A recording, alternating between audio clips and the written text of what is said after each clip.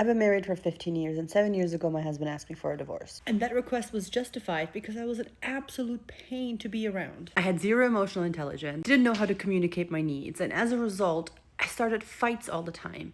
And no matter what he did, he just could not win. Now, don't get me wrong, I didn't set out to be an awful wife on purpose. I just grew up in a way where I was told everything about me was constantly wrong and I needed to do better. So as an adult, I took back that autonomy and there was nothing you could tell me. I had to be right at any cost. But there comes a time in our lives where, regardless of what we've been through and the pain we've experienced, to start taking accountability for ourselves. Because if we don't, we'll be stuck in this victim mentality. And being stuck in this victim mentality means you're giving all your power away to somebody else, to some type of external source. I had to do a lot of digging and a lot of deep work to figure out that the reason he wasn't talking to me was because every single time he did talk to me, I invalidated his opinion and I told him to be quiet, or I didn't even listen. He stopped spending time with me because every single time we spent time together, I criticized him. He stopped hugging me and showing me affection because every single time he did, I pushed him away. I get that it sounds ridiculous and you're supposed to know these things, but how? How are you supposed to know these things if nobody teaches you? I grew up in an abusive and explosive and unpredictable household. Adult with my own marriage and my own kid, I started repeating the same patterns my mom did when I was young. Psychology tells us that that's quite literally how kids learn.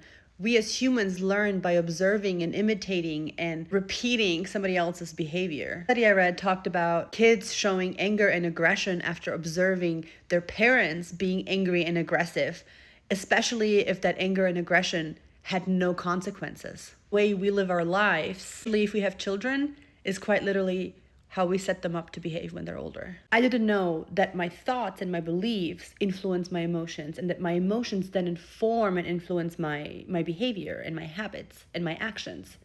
And it's not that this is just a linear thing, it's a feedback loop. You were raised in an environment that made you believe that you are inherently worthless and unlovable. To walk through life and find evidence for that. He hugged me and said, "I love you, you're so beautiful." What I heard was, "Oh, I'm about to make a request that you're not gonna like, but I expect you to fulfill it." Because that's just how I was raised. I didn't believe him because I didn't believe that I was lovable. Sure, yeah, we could have walked away.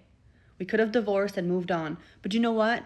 When you do that, when you divorce, pick up this friendship, you're going to inevitably invite somebody else in your life that exhibits the same kind of behavior, that brings up the same kind of emotions, because it's a freaking pattern that you repeat until you find the root and you heal the root. Inner work and taking radical accountability for yourself is really difficult because it requires you saying, it doesn't matter what anybody else is doing. It doesn't matter how anybody else influences this. I am the only person responsible.